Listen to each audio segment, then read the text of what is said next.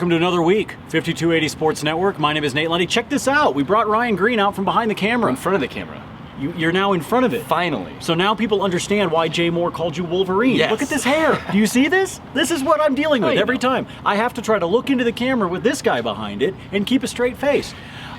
Speaking of keeping a straight face, I'm not sure I can keep one when a depth chart is released today by the Broncos that lists co-number one quarterbacks.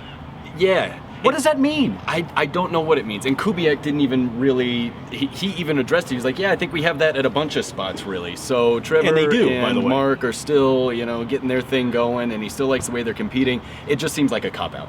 Here's what I want to know. On Thursday night, in preseason game number 1 against the Bears, can you trot them both out there for the first play? Like, I'm serious. Put them both out there, and then have them line up behind center and then split one of them out wide. And if for no other reason than just to make fun of guys like us in the media that are complaining about how there's co-number ones. Do it like the XFL. Have Paradis snap it to both of them, and whoever grabs the ball first is the quarterback. Have a scrum. Yeah, that's whoever it. can grab that's it. That's it. This is just such an oddity. They also have co first and second stringers at a number of positions, including at running back, as a matter of fact, where C.J. Anderson is listed as the starter, but the second string is a co-second string between Ronnie Hillman and Devontae Booker. Yeah. So they clearly are trying to emphasize that there are position battles. I don't know if this is psychology with the players.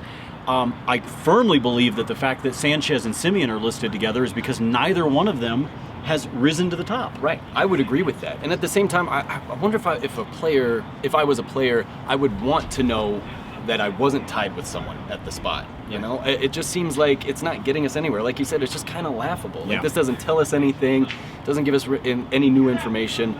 It's just going to be weird to see what they do on Thursday. Other big news from today at practice as we sit here on Monday, August 8th. Aqib Talib finally out and practicing. Obviously, he was the most popular guy walking off the field. Yeah. For the media. Everybody wanted to know the proverbial, are you excited to be back, all those kinds of things. But I did hear Brandon Marshall talked about it a little bit when he came off the field. Talib is kind of this emotional guy, even with no pads or anything. So, regardless of the gun incident, regardless of any of that, I think this defense likes his swagger and his attitude out there on the field. Yeah, he obviously brings an energy. No matter, it'll get him going, and I'm sure fans have seen, mic'd up segments, some of the season recaps of him yelling it up, and even when he walked down the sideline, he was telling the crowd to get fired up. So he brings an energy, and you could just tell that, all right, we're finally here. The team is here. Let's get it going. Yeah, the reins are off for him. Yeah. So Monday's practice in the books. Remember, this is a short week for this team because, for example, they did not practice yesterday.